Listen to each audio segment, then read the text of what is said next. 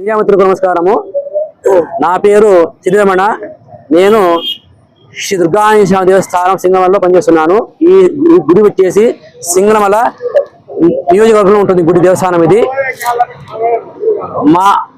మా పూజా విధానాలను నచ్చక కొందరు రాజకీయ సంబంధించిన వ్యక్తులు, ఎమ్మెల్యే గారు అమ్మగారు లీలావతి గారు, వాళ్ళ వ్యక్తులు మా మీద గత సంవత్సరం కాలంగా మా మీద భౌతికంగా దాడి చేస్తున్నారు.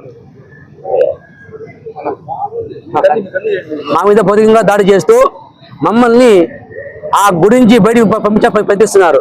మా మీద నేరుగా దాడి చేసింది వ్యక్తులు వచ్చేసి మంగళాదాయన కూడిన వ్యక్తులు మా మీద దాడి చేస్తున్నారు. మంగళాదాయన, సిఐ కౌలుట్లయ్య, కాయల రమణ యాదవ్, కాయల మహేష్ యాదవ్, కాయల సురేష్ యాదవ్, దాడి నారాయణ, బోయ సత్యాన వ్యక్తులు మా మీద పదే భౌతికంగా దాడి చేస్తూ నన్ను మా నాన్నని చంపాలని ప్రయత్నిస్తున్నారు. మేము ఇప్పటికీ పోలీసు సహకారంతో 4 సార్లు వాళ్ళని తెప్పించుకున్నాము. నేను సాయంకాలం కూడా నేను కలెక్టర్ ఆఫీస్ వచ్చాను అర్జిద్దామని చెప్పేసి. ఆ సమయంలో వాళ్ళు మళ్ళీ మా నాన్న ఒకరు నాన్న అర్థం చేసుకొని గుడికి పోయి దాడి చేశారు మా మీద. మా నాన్న ఒకరే ఉన్నా అక్కడ టైంలో. దుర్గాశివ దేవస్థానం వాకి పగలగొట్టి బలవంతంగా లోపలికి పోయే వాళ్ళు బ్రాహ్మణేతర వ్యక్తులతో కూడిన ఒక వ్యక్తిని పూజారిగా పెట్టి బలవంతంగా గర్భాలను పంపించి వాళ్ళ చేత పూజ చేసినారు. కాబట్టి మాకు పూర్తిగా అన్యాయం చేసింది బండా లీలావతి గారు, వాళ్ళ అనుయాయులు, తర్వాత సిఐ కౌలుట్లయ్య గారు. మేము 4 సార్లు కలెక్టర్ గారికి, ఎస్పీగా అర్జీ ఇచ్చినాం. కానీ ప్రభుత్వ యంత్రాంగం ఏ విధంగా మా మీద దానికి స్పందించలేదు. ఇది వాస్తవ విషయం. ఇది జిల్లా ఎస్పీ గారు మీకు ఏమైనా భరోసా ఇచ్చినారా? ఏ భరోసా నాకు ఇవ్వలేదు. కలెక్టర్ గారు ఏమీ ఇవ్వలేదు, భరోసా ఇవ్వలేదు. ఈ టెంపుల్ కోసం ఎన్ని సంవత్సరాల నుంచి మీరు పోరాడుతున్నారు? ఇప్పుడు గత 10 ఏళ్ళుగా మేము పోరాడుతున్నాం మా గుడి గురించి. దీంట్లో ఎవరెవరు మిమ్మల్ని ప్రెజర్ పెడుతున్నారు? ఎమ్మెల్యే వాళ్ళ అమ్మ లీలావతి గారు, సిఐ కౌలుట్లయ్య. సిఐ కౌలుట్లయ్య పాత్ర దీని దాంట్లో ఆయన యొక్క పాత్ర ప్రధానంగా ఉంది. ఆయన పదే ఆయన నన్ను స్టేషన్ మీద చెప్పాడు అనమాట. మీరు బ్రాహ్మణుడు ఏమైనా నకరాలు చేసి కొండ దిగకపోతే మీ కాళ్ళు దిగుటి బయటకు కూర్చున్నాడు ఆయన. తర్వాత మా గుళ్ళో దొంగతనమైన ఆభరణాలన్నీ. అప్పుడు ఎంక్వైరీ ఇచ్చిన వ్యక్తి ఆయన ఏమన్నానంటే, దొంగతనం చేసావు నీవు పోనీ గుడి వదిలేసి వెళ్ళిపో, నీ మీద ఏ కేసు ఉంటుంది అన్నాడు ఆయన. ఒకవేళ వెళ్ళకపోతే నీ మీద కేసు పెట్టి లోపలిస్తాడు, నేను కాపాడే వాళ్ళు అన్నాడు ఆయన. మళ్ళీ 3వ సారి వచ్చి కొండకు వచ్చి ఆయన మీ ఇంటికి కూడగొడతాను జేసీబీతో. ఇట్లా 3 మార్లు ఆయన సిఐ పోస్ట్ లో ఉండి పోలీసు వ్యక్తి, నాకు రక్షణ ఇవ్వాల్సిన వ్యక్తి అంటే ఆయన బెదిరించాడు అనమాట. ఇది ఒక పోలీసు సివిల్ మాటకు రాకూడదు. డిఎస్పీ చెప్పాడు డిఎస్పీ గారు పౌరుట్లని పోవద్దు సివిల్ మాటకు అని చెప్పేసి. అయినా సరే నన్ను బెదిరించి నన్ను కాలు విరుగుతా చెప్పాడు ఆయన. తర్వాత మేము మాట వినిపోయేసరికి మా కమిటీ వాళ్ళని పిలిపించి వాళ్ళు బెదిరించి వాళ్ళ చేత ఆయన బలవంతంగా రాజీనామా చేశాడు ఆయన. ఎందుకు ఇంత ప్రేమ గుడిపైన? ఆయన చెప్పే మాట అంటే చెప్పే ఎస్ఐ గారు చెప్పిన మాట, నాకు ఎమ్మెల్యే గారు ప్రశ్నించారు నాకు, కాబట్టి మా చెప్పిన మాట వినాలి అంటున్నాడు ఆయన. అంటే ఎమ్మెల్యే ఏం చెప్తే సిఐ గారు చేయగలరా? ఇప్పుడు మా విషయం అయితే అదే చేశాడు ఆయన. ఎమ్మెల్యే అదే చేశాడు. ఎమ్మెల్యే చెప్పిందంట వస్తాడు ఆయన, బెదిరిస్తా పోతాడు.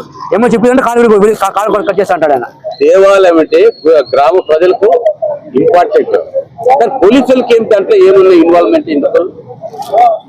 లోకల్ ఎస్ఐ గారు కానీ ఏసఐ గారు ఎవరు అంటే రావట్లేదు. వాళ్ళందరూ సైలెంట్ అయిపోయినారు, రావట్లేదు. కానీ ప్రధాన పాత్ర సూత్రధారి ఎమ్మెల్యే వాళ్ళ లీలావతి అయితే పాత్రధారి సిఐ కౌలుట్లయ్య. చాలా స్పష్టంగా ఆయన నాకు ఫోన్ చేసి అక్కడ ఇరుక్కుంటారని చెప్పేసి నాకు ఫోన్ చేయడు ఆయన. మా వాళ్ళని పిలిపించేది, అన్న కమిటీ వాళ్ళని స్టేషన్ కూర్చోబెట్టి గంట కూర్చోబెట్టి వార్నింగ్ ఇచ్చేది, దిగిపో అని చెప్పేసి. నిన్న కూడా వాళ్ళు ఏమన్నారంటే, మీరు వాళ్ళు కొండ దిగితే వాళ్ళకు 5 లక్షలు డబ్బులు ఇస్తాము, ఇంటి బాడికి ఇప్పిస్తాం, మనకి వెళ్ళిపోన్నాను మా నాన్నగారితో. ఎవరన్నారు?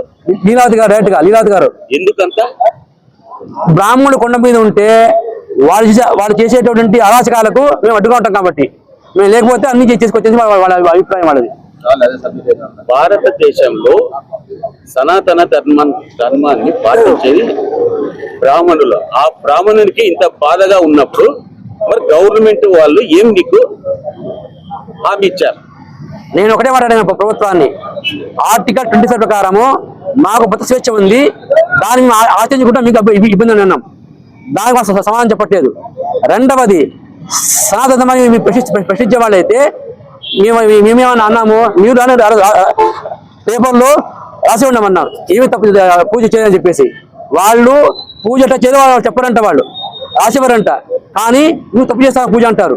చెప్పమన్నా ఏం తప్పు చేసి చెప్పమన్నాం, అది చెప్పరంట వాళ్ళు, అది దిగిపోమంటారు వాళ్ళు. తర్వాత వాళ్ళు ఏమన్నారంటే క్లియర్గా ఎంపీడీ భాస్కర్ గారు ఒకటేమన్నాను, ఎంపీడీ భాస్కర్ రాఘవేంద్ర స్వామి ఎంపీడి భాస్కర్ ఈ కాళీ రమణ యాదవ్ మంగళాదారణ ఆ చెప్పిన మాట ఏంటంటే రాఘవేంద్ర స్వామి పూజారులు మీరంతా ఒకటే జాతి, మీరంతా మూకు పిడివాదు, మీరంతా మారరు, మీ ప్రజాస్వామ్యం ఇలాంటి వాళ్ళు చోటు లేదు, మీరు మీ మతాన్ని మార్చుకుంటే కొండ మీద ఉండొచ్చు, ఏదైనా కొండ దిక్కువ అంటున్నారు వాళ్ళు. ఎందుకు ఈ గుడిలో ఏమన్నా ఉంటుందా? గుప్త ఆంజనేయ స్వామి గుడి దగ్గర గుప్త నిధులు ఉన్నా చెప్పేసి అక్కడ ఒక మాట ఉంది, దాంతో కూడా మేము అడుగుదామని చెప్పేసి వాళ్ళు దాడి చేస్తున్నారు వాళ్ళు. గుప్తా నిధుల కోసం మిమ్మల్ని వెంటాడుతున్నారు. అవునండి. Okay, right.